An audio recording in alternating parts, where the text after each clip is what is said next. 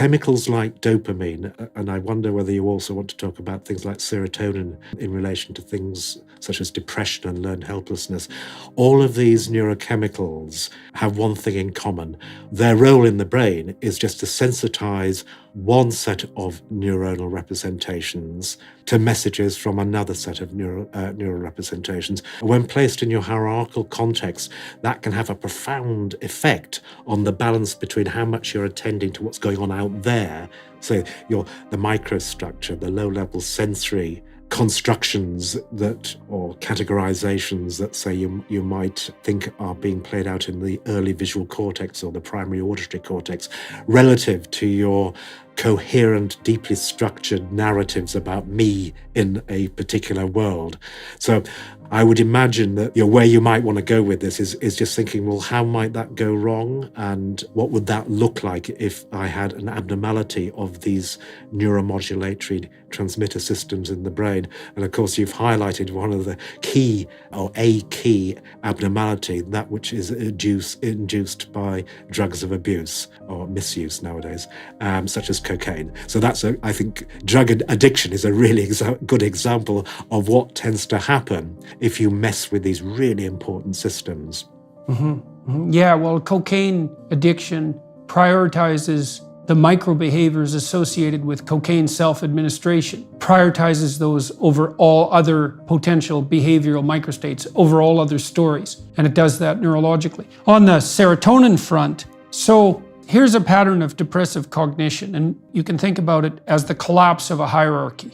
So let's say you have a tiff with your wife, and if you're operating, let's say, normally in terms of your neurological hierarchy, you might say, well, I'm just having an off day, or I'm having an off hour, and it's only one little upset, it's only one little anomaly, it's only one little surprise. I can safely ignore it. But that isn't what a depressive person will think. A depressive person will think, oh my God, I just had another fight with my wife. I'm doing nothing but fighting with my wife lately. My marriage isn't going very well. I've always fought with my wife too much in the past, and I'm fighting a lot with my friends. I'm not a really good person to get along with. I mess up everything I do. I've always messed up everything I do. I'm going to keep messing up everything I do in the present because that's what I'm like, and there's no hope at all for me to change in the future. And you can see that an error that could have been bounded at a low level, which is, well, maybe I didn't have enough to eat in the last 2 hours and so I'm a little irritable, has cascaded through the entire hierarchy of self-conceptualization. And so imagine that each level of the hierarchy has to be protected against the propagation of error messages from a lower level. And then imagine each level of the hierarchy has a resistance level that's set by something like the tonic level of serotonin. So the higher the serotonin level, corresponding to higher social status, by the way, the more error has to accrue at a given level of analysis before a message will propagate up the hierarchical system. And so one of the things my wife and I have worked out in terms of modulating our reactivity to each other and to other people is, well, when should you respond to a disruption in social communication? When should you call someone on it? And our answer has been something like the rule of 3 that's fairly typical of narrative descriptions of such things. If it happens once, you can ignore it. It's just random fluctuation. If it happens twice, you could mark it, but still discount it. But if it happens 3 times, it establishes a pattern, and then something has to be called into question. So I might say if I'm interacting with my wife and it doesn't go well 3 times in a row, I might say to her, well, I tried to be friendly 3 times in a row and I've been rebuffed. What that indicates to me is something else is going on here. That's like a Freudian slip in some sense. It's like, I think this is what's happening. I want this to be happening, but it's not happening. Here's the evidence, 3 instances. Thus, we have to reconfigure the narrative that we're using to structure the space, and we have to say, well, what actually is happening here? What needs to be resolved? And you don't say, well, we were rude to each other 3 times today, therefore our marriage is over and we're both terrible people, because that would be leaping too far up in the hierarchy. You might say, well, is there something else going on in the background that's disturbing you so that you're more irritable in relationship to me, that's part of a different conceptual structure? And maybe the other person will say, well, I didn't have a very good day at work. I was arguing with my boss. He's a bit tyrannical. Then you can go off on that narrative and try to resolve it.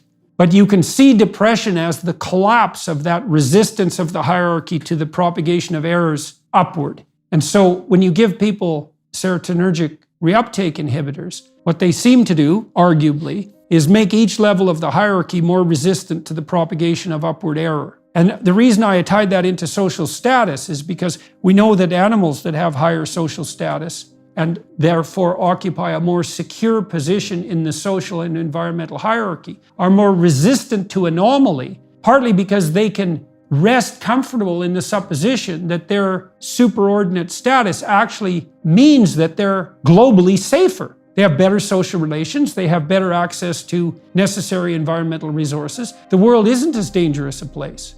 And so you can imagine that your brain computes how likely an error message is to propagate upward, partly by looking at your social status, which would be the value that other people have attributed to you by their distributed computation. And it does that with trait neuroticism, which is your own genetically mediated, mostly, partially at least, genetically mediated initial propensity for those error messages to propagate up the hierarchy. You might say they're more likely to propagate up the hierarchy, the internal representational hierarchy of women. And women are more sensitive to negative emotion than men. And I think the reason for that is because they have to take care of infants. It makes sense for them to be more sensitive to smaller errors of prediction, because the consequences for someone who's truly vulnerable, an infant, can be cataclysmic. And so anyways, there's a lot in that, but that's a theory of the relationship between hierarchical processing of entropy and the proclivity for depression. Yeah, there is a lot there, but it all makes perfect sense from the point of view of hierarchical inference in the brain, and particularly hierarchical predictive coding.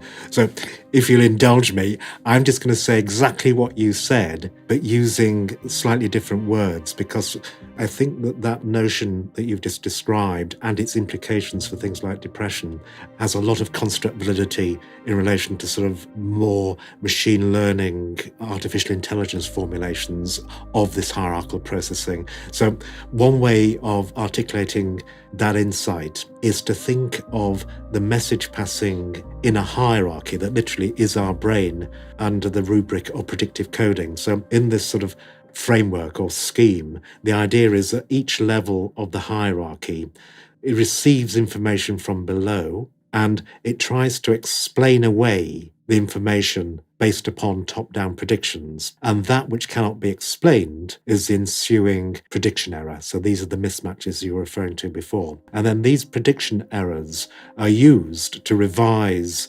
beliefs or representations, subpersonal beliefs or representations at the higher level, at the more abstract level, until the top-down predictions are more apt to explain away what's going on below. Now, the key thing about this architecture, well, there are a number of key things, and we've spoken in depth about a number of them, but framing like this, then the game of minimizing surprise, the game of is just the game of minimizing prediction errors. But how are you doing that? Well, you're explaining away what's going on down there based upon higher level hypotheses or belief structures or expectations or representations in your hierarchy. The key aspect of this sort of message passing scheme, this predictive coding scheme, is that it really matters how much weight you afford to the prediction errors that are passed and ascend the hierarchy. You use the word sort of cascading up the hierarchy. And this is exactly the image that an engineer would have when building a predictive coding machine. And the degree to which they cascade up is exactly proportional to the gain or the sensitivity that is set by the neuromodulators, in this instance serotonin. So the resistance now is set by having entrenched, if you like, beliefs about this level of the hierarchy relative to this level of the hierarchy that is mediated by decreasing your sensitivity to the ascending prediction errors. So if I read well, let's take depression. And I also like to talk about psychedelics because they act upon exactly the same neurotransmitter systems. But let's take depression, which is a particularly pernicious, I think, sort of set of narratives to find yourself in, because I'll just cut to the denouement of this argument that In many senses, this predictive coding formulation, when put in the context of me discovering and learning and optimizing my models of the world, is all about accumulating evidence for my explanations that are updated in a way that minimize the prediction errors.